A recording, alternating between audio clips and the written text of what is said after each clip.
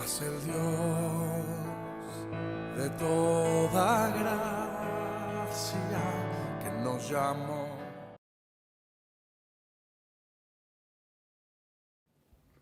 Buenos días, hermanos, es un gusto poderles saludar en esta mañana para continuar con nuestro estudio, nuestra serie de este tema acerca de respuestas bíblicas a mentiras comunes.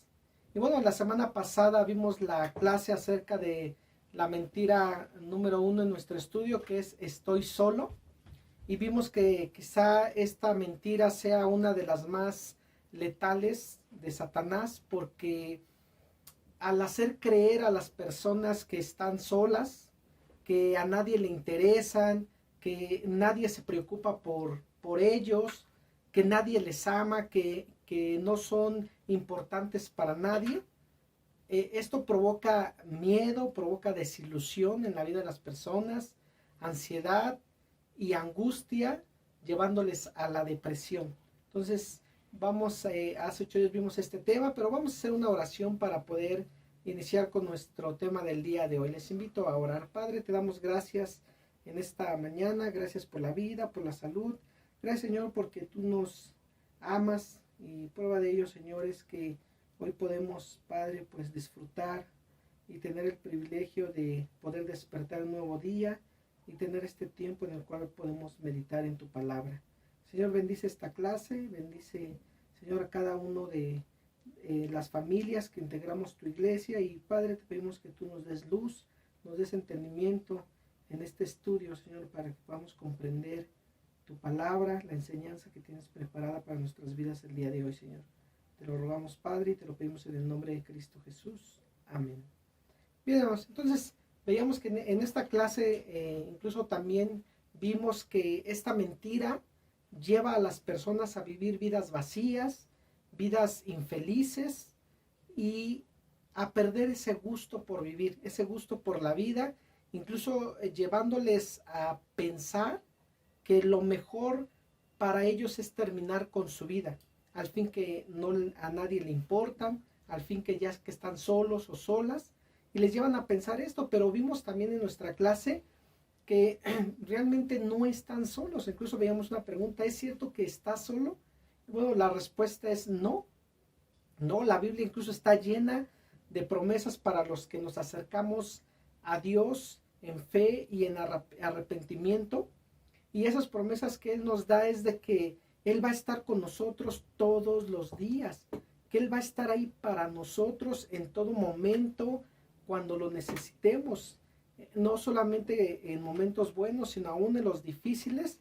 Él va a estar ahí con nosotros para ayudarnos en nuestros problemas. Incluso un pasaje que veíamos era Isaías 41:10, donde él le dice al creyente que se siente solo, que se siente abandonado, le dice el Señor: bueno, no temas porque yo estoy contigo, no desmayes porque yo soy tu Dios que te esfuerzo, siempre te ayudaré, siempre te sustentaré con la diestra de mi justicia. Entonces Dios siempre está allí para los suyos. Y bueno, también se nos quedaron dos tareas que íbamos a realizar. Y una de ellas era que íbamos a comenzar a pensar bíblicamente. Y obviamente para pensar bíblicamente pues teníamos que seguir continuando con la lectura de la Biblia. Era importante seguir leyendo la palabra de Dios, y por eso en esta semana íbamos a leer el Evangelio de Mateo para seguir conociendo la verdad encarnada de Dios. E íbamos también a memorizar Isaías 41:10, donde el Señor nos da estas promesas maravillosas que dicen: no temas porque yo estoy contigo, no desmayes porque yo soy tu Dios, que te esfuerzo, siempre te ayudaré, siempre te sustentaré con la diestra de mi justicia.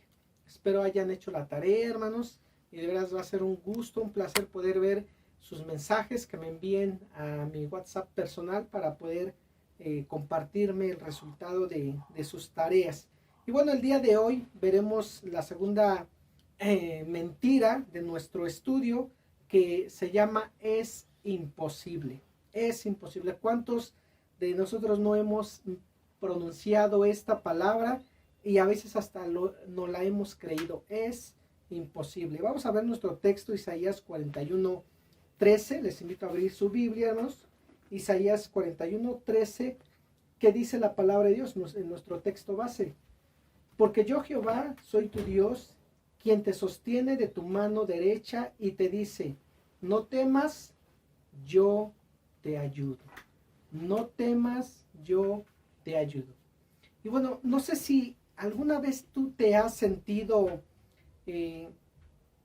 a lo mejor, o te has encontrado en circunstancias tan difíciles que has dicho, es imposible, no lo voy a lograr, no veo la salida a esta situación, quizá lo mejor será tirar la toalla. ¿Te has hecho alguna vez estas preguntas o lo has dicho? ¿Te has sentido alguna vez como un perdedor? Que nada te sale bien, que todo te sale mal. Tal vez has tratado de cambiar incluso de tu carácter, pero no has tenido éxito en ello y a veces dices que nunca lo voy a poder, no lo voy a lograr. Bueno, pues la respuesta a todas esas preguntas a lo mejor que nosotros nos hacemos es, bueno, que nosotros realmente no lo vamos a hacer. Nosotros no podemos, pero Dios sí puede. Incluso aquí en nuestro pasaje base de Isaías 41:13, Él nos dice, no temas, yo te ayudo. El Señor está ahí para ayudarnos, ¿sí? Y podemos verlo a lo largo de la historia. Podemos ver grandes hechos asombrosos, cosas maravillosas que el Señor ha hecho por su pueblo. Por ejemplo, cuando Él salvó a 3 hombres de ser quemados en un horno de fuego. Imagínate 3 jóvenes hebreos frente al rey de Babilonia, llevados ahí y siendo amenazados de muerte con ser echados a un horno de fuego si no adoraban la estatua de el rey que él había mandado hacer para que todos se inclinaran a ella. El Señor había dado esta orden de que todo aquel que no se inclinara y adorara esa estatua sería echado en un horno ardiendo. Entonces, vemos esa valentía de estos jóvenes. El libro de Daniel nos lo relata.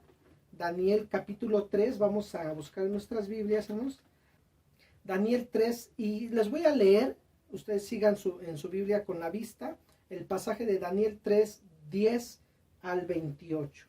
Dice la palabra de Dios, tú, oh rey, has dado una ley que todo hombre, al oír el son de la bocina, de la flauta, del tamboril, del arpa, del salterio, de la zampoña y de todo instrumento de música, se postre y adore la estatua de oro.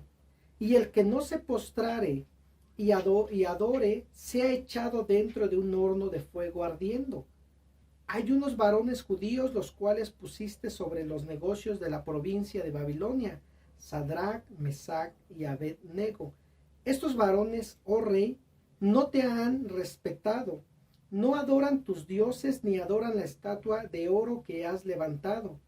Entonces Nabucodonosor dijo con ira y con enojo que le trajesen a Sadrach, Mesach y Abed-nego. Al instante fueron traídos estos varones delante del rey. Habló Nabucodonosor y les dijo, ¿es verdad, Sadrach, Mesach y Abed-nego, que vosotros no adoráis, no honráis a mi Dios, ni adoráis la estatua de oro que he levantado? Ahora pues, ¿estáis dispuestos para que al oír el son de la bocina, de la flauta, del tamboril, del arpa, del salterio, de la zampolla y de todo instrumento de música, os postréis y adoréis la estatua que he hecho? Porque si no la adoráis, en la misma hora seréis echados en medio de un horno de fuego ardiendo. ¿Y qué Dios será aquel que os libre de mis manos? Sadrach, Mesach y Abed-nego respondieron al rey Nabucodonosor diciendo, no es necesario que te respondamos sobre este asunto. He aquí nuestro Dios a quien servimos puede librarnos del horno de fuego ardiendo, y de tu mano, oh rey, nos librará. Y si no, sepas, oh rey, que no serviremos a tus dioses, ni tampoco adoraremos la estatua que has levantado. Entonces Nabucodonosor se llenó de ira y se demudó el aspecto de su rostro contra Sadrach, Mesach y Abed-nego, y ordenó que el horno se calentase 7 veces más de lo acostumbrado, y mandó a hombres mandó a hombres muy vigorosos que tenían en su ejército que atasen a Sadrach, Mesach y Abed-nego para echarlos en el horno de ardiendo. Entonces estos varones fueron atados con sus mantos, sus calzas, sus turbantes y sus vestidos, y fueron echados dentro del horno de fuego ardiendo. Y como la orden del rey era apremiante y lo habían calentado mucho, la llama del fuego mató a aquellos que habían alzado a Sadrach, Mesach y Abed-nego. Y estos 3 varones, Sadrach, Mesach y Abed-nego, cayeron atados dentro del horno de fuego ardiendo. Entonces el rey Nabucodonosor se espantó y se levantó apresuradamente y dijo a los de su consejo: ¿no echaron a 3 varones atados dentro del fuego? Ellos respondieron al rey: es verdad, oh rey. Y él dijo: he aquí, yo veo 4 varones sueltos que se pasean en medio del fuego sin sufrir ningún daño. Y el aspecto del cuarto es semejante a hijo de los dioses. Entonces Nabucodonosor se acercó a la puerta del horno de fuego ardiendo y dijo: Sadrach, Mesach y Abed-nego, siervos del Dios Altísimo, salid y venid.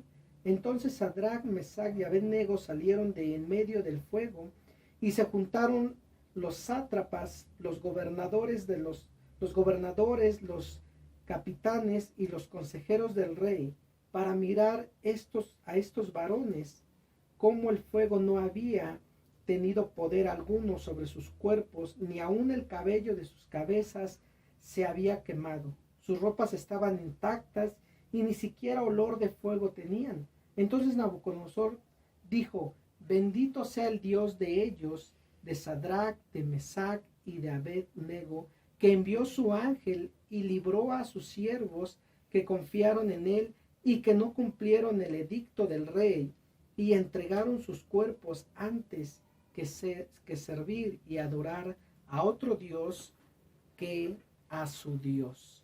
Fíjense algo maravilloso en esta historia.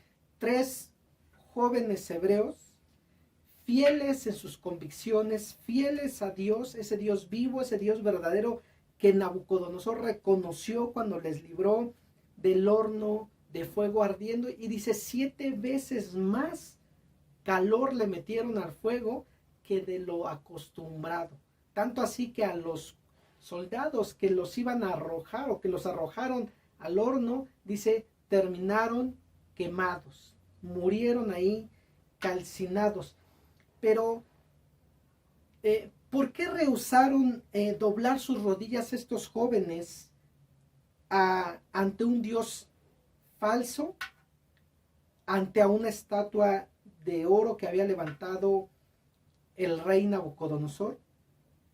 ¿Cuál fue lo que les rehusó a doblar sus rodillas a estos jóvenes ante la amenaza de muerte? Bueno, Daniel en el versículo 3 de este mismo capítulo que estamos leyendo nos da la respuesta. Ellos estaban firmes en sus convicciones e incluso ellos le dijeron al rey: he aquí, nuestro Dios a quien servimos puede librarnos del horno de fuego ardiendo, y de tu mano, oh rey, nos librará. O sea, tenían una convicción de que servían a un Dios vivo y verdadero, todopoderoso. Y el resultado de ello, ¿cuál fue? ¿Cuál fue ese resultado? Bueno, Dios dice, les sacó del horno de fuego sanos y salvos, sin sufrir un solo daño. En el versículo 27 dice: y se juntaron los sátrapas, los gobernadores, los capitanes y los consejeros del rey para mirar a estos jóvenes, a estos varones, cómo el fuego no había tenido poder alguno sobre sus cuerpos, ni aun el cabello de sus cabezas se había quemado. sus ropas estaban intactas y ni siquiera olor de fuego tenían. Algo realmente imposible de que sucediera. Pero ahí podemos ver que algo imposible fue posible para Dios. Algo imposible fue posible para Dios. Imagínense cómo iba a ser posible que ellos libraran la muerte, se libraran de ser quemados en un horno de fuego ardiendo 7 veces más que de lo normal. Eso era algo imposible de que sucediera. Mas sin embargo, Dios mostró ahí su poder, su soberanía y el cuidado que tiene de sus hijos, y algo posible lo hizo posible. Por eso es que, ¿qué hay en tu situación actual que te parece imposible? ¿Qué hay? ¿Qué estás experimentando? ¿Qué estás viviendo en estos tiempos que te parece algo imposible de que se pueda resolver? Bueno, si nosotros vemos no solamente este ejemplo ahí en Romanos, porque quizá uno diga, bueno, pero eso fue a esos varones y fue en esos tiempos, pero pues nosotros, bueno, acuérdense que dice la Escritura, Dios no cambia, Él es el mismo ayer, hoy y siempre. Y fíjense que dice Romanos 8:31, dice la palabra de Dios: ¿qué pues diremos a esto? Si Dios es por nosotros, ¿quién contra nosotros? Y en el versículo 37 dice, antes, en todas estas cosas somos más que vencedores por medio de aquel que nos amó.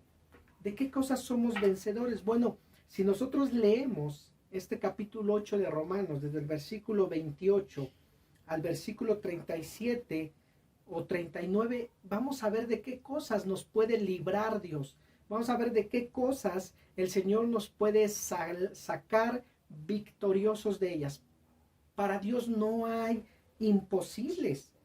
Dios todo lo puede. Por eso dice en su palabra, antes en todas estas cosas somos más que vencedores por medio de aquel que nos amó.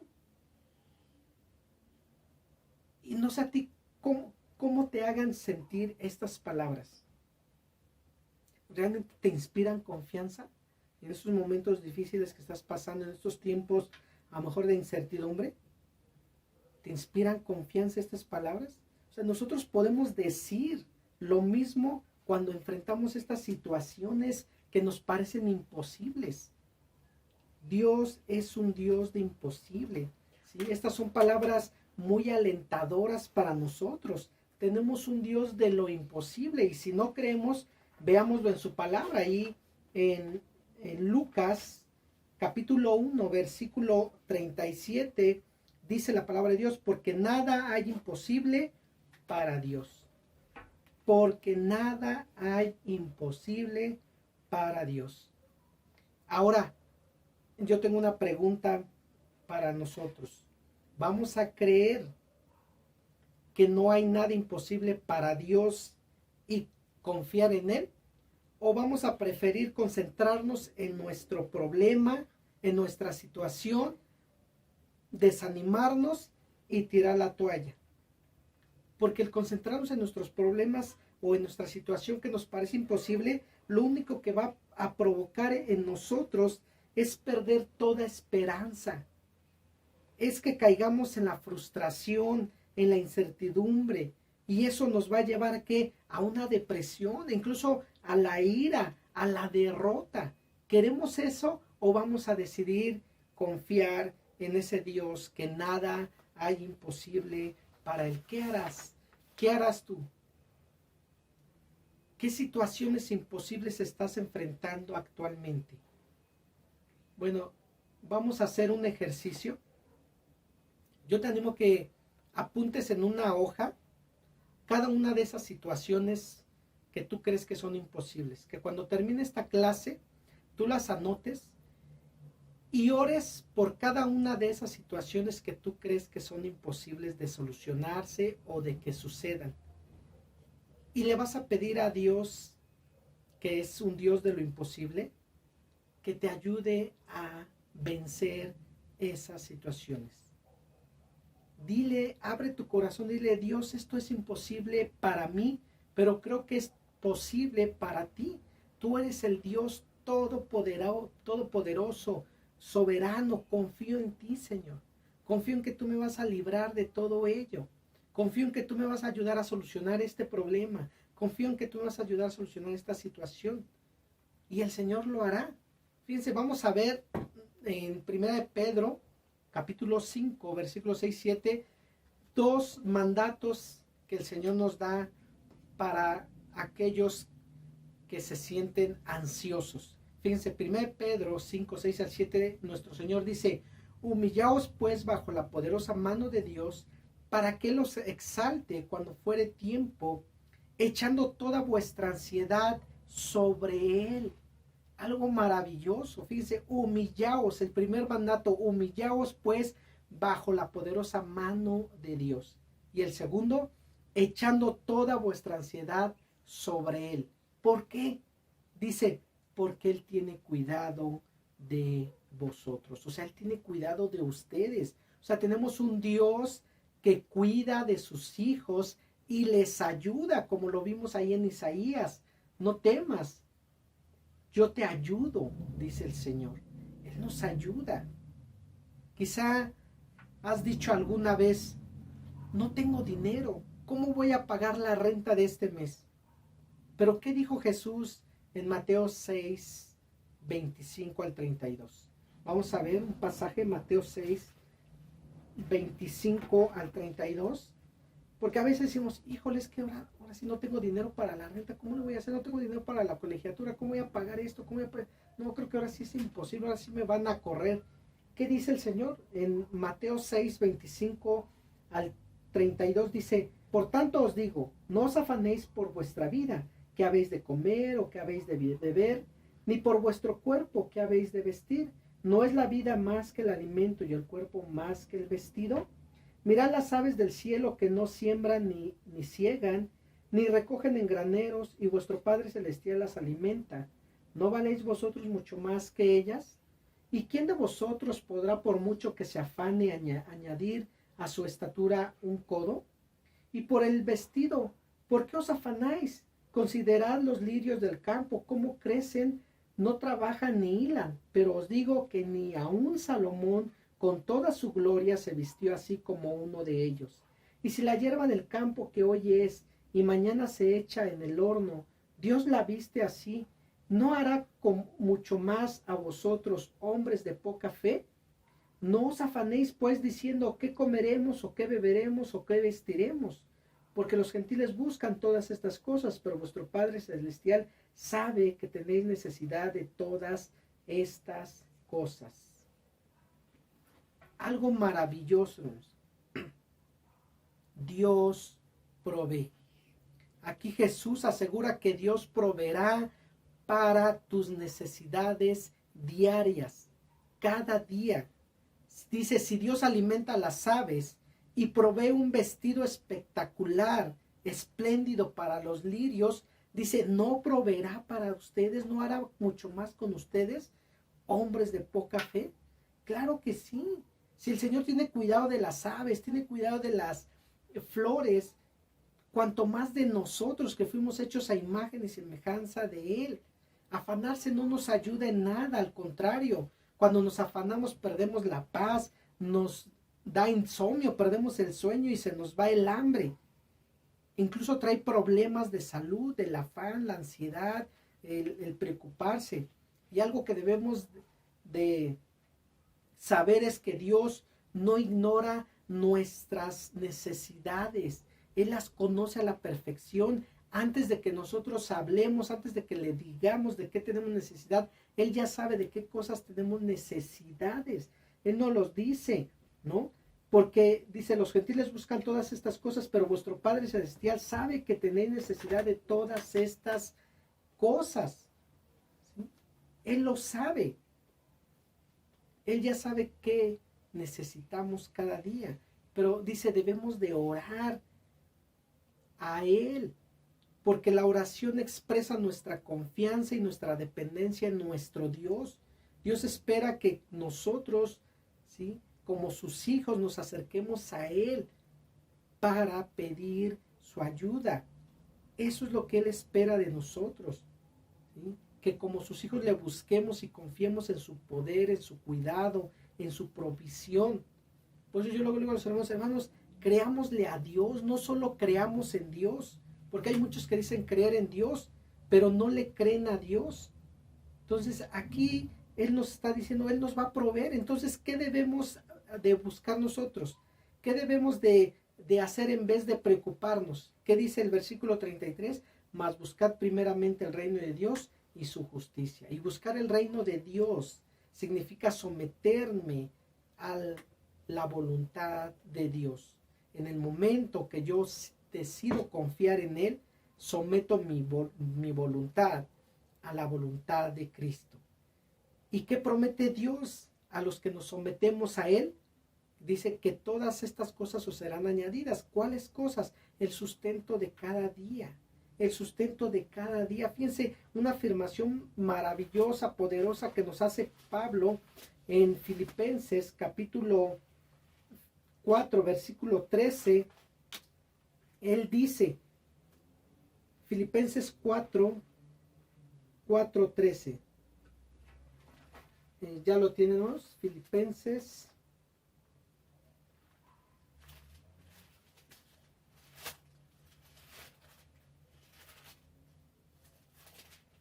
Filipenses 4:13. Dice, todo lo puedo en Cristo que me fortalece. Todo lo puedo en Cristo que me fortalece. En este contexto, hermanos, este pasaje está hablando de las finanzas. Pablo había aprendido a tener contentamiento, había aprendido a confiar en Dios cualquiera que fuera su necesidad, ya sea escasez o sea abundancia. Pero el principio de este pasaje se aplica también a otras áreas de nuestra vida. Y podemos decir como Pablo, con Cristo nada es imposible. Entonces, ¿cuáles de estas variaciones de la frase es imposible te afectan? Por ejemplo, no puedo perdonar, no puedo cambiar mi carácter, no puedo tener paciencia, nunca voy a ser un cristiano victorioso, mis problemas familiares no tienen remedio, no puedo vencer mis adicciones, no veo la salida para mejorar mis finanzas, no puedo vencer las tentaciones, me siento como un fracasado.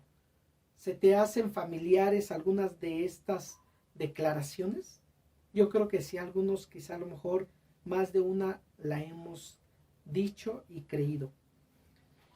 Pero ahora, pensando en estas afirmaciones, vamos a leer 2 Corintios 12, del 7 al 10. 2 Corintios 12, del 7 al 10.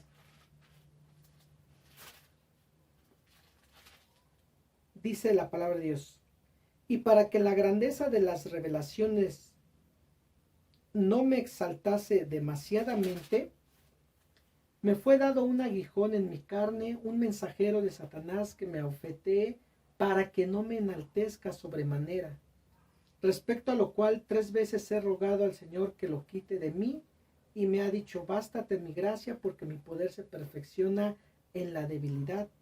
Por tanto, de buena gana me gloriaré más en mis debilidades, para que repose sobre mí el poder de Cristo. Por lo cual, por amor a Cristo, me gozo en las debilidades, en afrentas, en necesidades, en persecuciones, en angustias, porque cuando soy débil, entonces soy fuerte. Entonces, hermanos, ¿de quién depende la victoria? ¿De nosotros o de Dios? La victoria es de Dios. Si nosotros nos sentimos responsables de vencer con nuestras propias fuerzas los problemas, entonces estamos condenados al fracaso. No es cuestión de nuestras capacidades, de nuestra fuerza, sino de Dios. Por eso dice él, bástate mi gracia, porque mi poder se perfecciona en la debilidad. Pablo permitió que el poder de Dios reposara sobre él, que Dios fuera el que luchara sus batallas, ¿sí? Entonces, vivir en la gracia de Dios quiere decir depender de Dios y no de nuestras propias fuerzas, no de nuestras capacidades. Es el momento que decidas en tu vida a confiar en Dios y poner todo en sus manos, a desechar las mentiras que no te dejan ser libre en Cristo, que no te dejan avanzar, esas mentiras de que no puedes, que es imposible, y que decidas ahora confiar en Dios y vivir en dependencia a Él, viviendo ahora bajo su gracia, bajo su poder, y en vez de decir no puedo, que tú puedas decir cuando soy débil, entonces soy fuerte. No enfocaré mis ojos o mi atención en mi problema o en mis limitaciones, sino en el poder de Dios que mora en mí. Porque Dios me dice, no temas, yo te ayudo. Es para que digas, Señor, yo no puedo, pero tú sí puedes. Porque nada hay imposible para ti. Nada hay imposible para ti, Señor. Entonces, hermanos, esta semana la tarea va a ser que pienses en algo que te está perturbando y que te está quitando la paz. Porque a lo mejor te parece imposible que suceda o que tú puedas realizar. Y ponlo en manos de Dios, confiando en que Él es el Dios de los imposibles, y pídele que Él te ayude a tener esa confianza, esa dependencia en Él, confiando en su soberanía y poniendo todo en sus manos, y que si es su voluntad, Él va a hacer que suceda, Él va a hacer que sea posible si está dentro de su voluntad. Aprendamos a confiar en Dios, a no creer las mentiras del mundo, a creer de las mentiras de Satanás, de decir, esto nunca va a suceder en tu vida porque tú no puedes, porque tú eres un perdedor. Decir, sí, a lo mejor yo no puedo, pero Dios sí puede. Entonces yo confío y creo en un Dios de lo imposible. Porque nosotros como humanos tenemos limitaciones. Para nosotros sí hay imposibles, pero para Dios no hay imposibles. Entonces confiemos en ese Dios de lo imposible y pongamos esas situaciones en sus manos para que Él nos lleve a la victoria. Y continuamos leyendo, hermanos, ahora el Evangelio de Lucas. Lucas, en toda esta semana vamos a leer ese Evangelio y memorizar 2 Corintios 12:9, ¿sí? 2 Corintios 12:9, que dice de la siguiente manera: y me ha dicho, bástate mi gracia, porque mi poder se perfecciona en la debilidad. Por tanto, de buena gana me gloriaré más en mis debilidades, para que repose sobre mí el poder de Cristo. Los hermanos, que Dios les bendiga. Vamos a orar.